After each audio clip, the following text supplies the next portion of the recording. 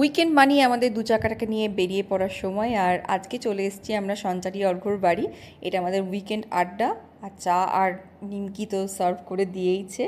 আমরা first round চা খেয়ে সেকেন্ড রাউন্ড খাওয়ার মতো অবস্থায় গেছি, আর এই ঘটলো বিপত্তি। যাই হোক, সেকেন্ড রাউন্ড চা খাওয়ার পর আমাদের বাড়িতে কিছু পেন আছে, সবগুলো পাওয়া যায় হাতেরই কাছে।